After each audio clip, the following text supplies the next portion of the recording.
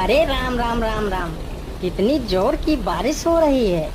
2 दिनों से यह बारिश तो रुकने का नाम ही नहीं ले रही है। मुझे लगता है अब जल्दी ही मेरी छत से पानी टपकने लगेगा। तभी उधर से एक शेर बारिश से परेशान होकर छिपने की जगह ढूंढते ढूंढते उसी किसान की झोपड़ी के पीछे बने तबेले में घुस जाता है, जिस तबेले में उस किसान के कुछ गधे बंधे हुए थे। अंधेरा ज्यादा होने के कारण शेर गधों को देख नहीं पाता है और उन्हीं के बीच जाकर खड़ा हो जाता है।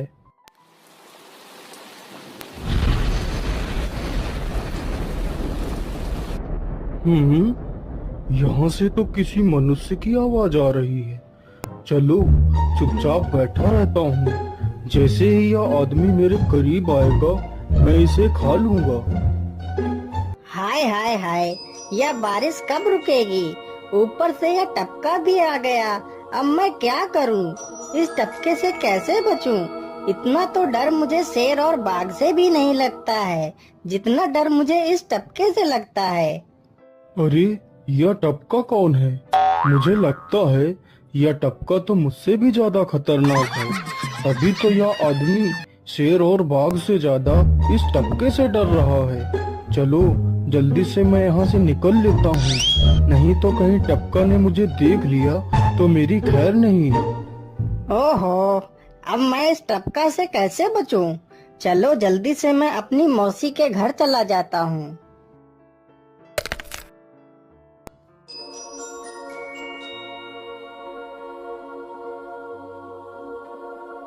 अरे चल चल गधे की औलाद, यहाँ पर छिपा हुआ बैठा है। अरे चल जल्दी। अरे ये क्या, जिसका डर था वही हुआ। यह टपका तो मुझ पर हावी हो गया।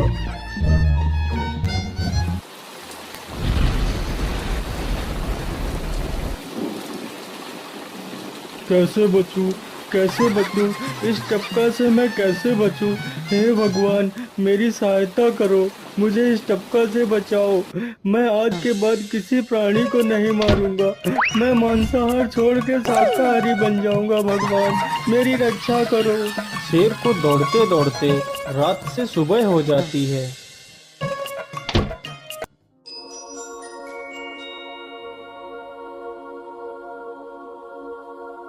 अरे देखो देखो, यह तो शेर की सवारी कर रहा है।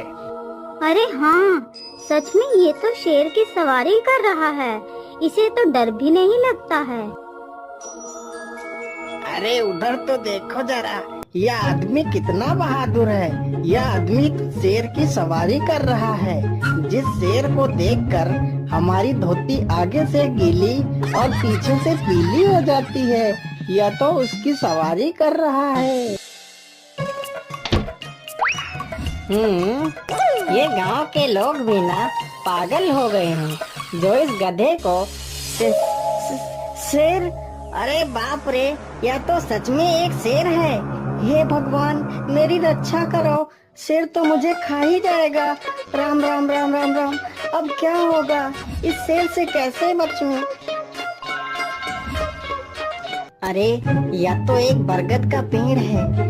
यही अच्छा मौका है, जल्दी से इस बरगद की जड़ पकड़कर ऊपर चढ़ जाता हूँ।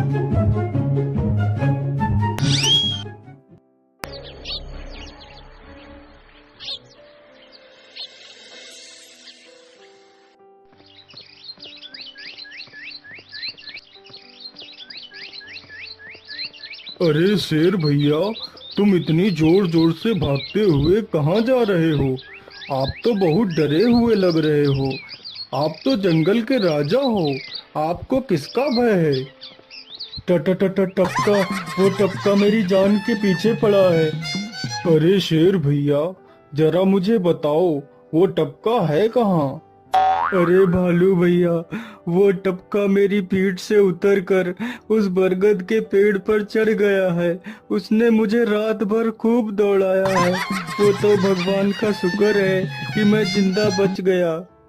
चलो शेर भैया, मुझे उस टपके के पास ले चलो, जरा मैं भी तो देखूं आखिर ये टपका है कौन। अरे नहीं भालू भाई, बड़ी मुश्किल से तो मेरी जान बची है। मैं अपनी जान फिर जोखिम में नहीं डालूंगा। तुम्हें जाना है तो जाओ। अच्छा अच्छा, ठीक है शेर भाई, तुम यहीं रुको। मैं अभी बरगद के पेड़ पर देख कर आता हूँ। आखिर ये टपका है कौन?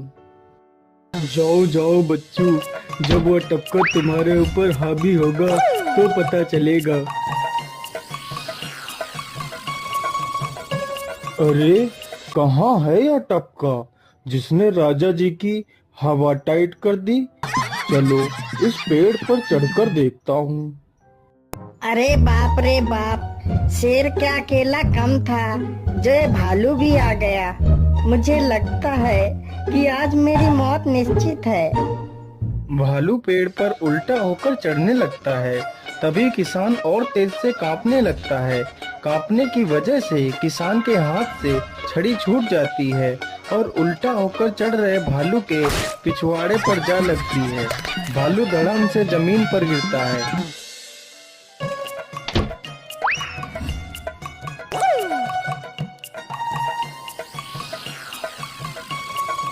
मुझे लगता है अब शेर और भालू दोनों भाग गए हैं। चलो अब जल्दी से यहाँ से निकल लेता हूँ। सारे राज्य में यह बात फैल गई कि हरिया किसान बहुत ही बहादुर है और वह शेर की सवारी कर लेता है। धीरे धीरे यह बात राजा तक पहुँच गई।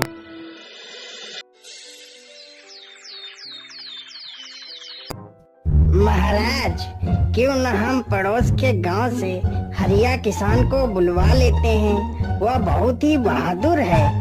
उसके बहादुरी के चर्चे तो पूरे राज्य में हैं। मुझे पूरा विश्वास है वह इस काम को जरूर कर सकता है। वह इस दुष्ट शेर को जरूर पकड़ लेगा। सैनिकों, हरिया किसान को आदर पूर्वक हमारे दरबार में पेश किया जाए। महाराज, आपने हमें याद किया। बताइए क्या बात है। मालिक, हमसे कोई भूल हो गई क्या मालिक? नहीं नहीं हरिया, तुमसे कोई गलती नहीं हुई है। यह कुछ लोग पड़ोस के गांव से आए हैं। इनका कहना है कि इनके गांव में कोई दुष्ट शेर आ गया है जो इनके पशुओं को उठाकर ले जाता है और उन्हें मारकर खा जाता है। हमने तुम्हारी बहादुरी के बहुत सारे किस्से सुने हैं। तुम बहुत ही बहादुर हो, इसलिए मैं तुम्हें उस शेर को पकड़ने की ये जिम्मेदारी सौंपता हूँ। अरे बाप रे बाप, उस बार तो मैं शेर के हाथों बच गया था, लेकिन इस बार मैं नहीं बचूंगा। अगर मैंने महाराज को सच सच बता दिया तो झूठ बोलने के जुर्म में मुझे फांसी पर ही चढ़ा देंगे। अरे हरिया, तुम मन ही मन क्या बड़बड़ा रहे हो? कुछ नहीं महाराज, कुछ नहीं। मैं सोच रहा था कि मैं शेर को कैसे पकड़ूं। ये लो हरिया, कुछ स्वर्ण मुद्राएं रख लो, ये तुम्हारे काम आएंगे। क्या करूं, कैसे पकड़ूं उस शेर को? ये महाराज ने भी मुझे कैसी दुविधा में डाल दिया है। क्या करूं, क्या करूं? हाँ, मिल गया। फिर हरिया बाजार से एक रस्सी और एक जाल तथा एक बकरी खरीद कर लाता है। चलो जल्दी से, मैं यहाँ पर एक गड्ढा खोद देता हूँ।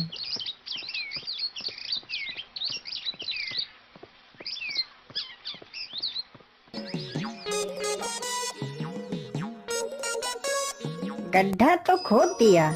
चलो अब जल्दी से इस बकरी को रस्सी से बांध देता हूँ। हरिया ने बकरी को रस्सी से बांधकर गड्ढे में खड़ा कर दिया और जाल को लेकर पेड़ की डाल पर बैठ जाता है। थोड़ी ही देर बाद जब बकरी को भूख लगती है तो वह चिल्लाने लगती है। अरे, यह तो बकरी के चिल्लाने की आवाज है, लेकिन यह आवाज आ कहां से रही है? आसपास तो कोई नहीं दिख रहा है। मुझे लगता है यह आवाज उस पेड़ के पास से आ रही है। चलो चलकर देखता हूँ।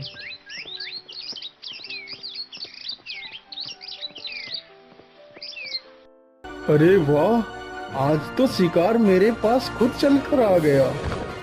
शेर तुरंत ही बिना देर किए हुए गड्ढे में छलांग लगा देता है। तभी किसान तुरंत ही बकरी को ऊपर खींच लेता है और जाल को गड्ढे के ऊपर गिरा देता है। शेर गड्ढे में ही फंस जाता है। यह देखकर गांव के सभी लोग बहुत ही खुश हो जाते हैं।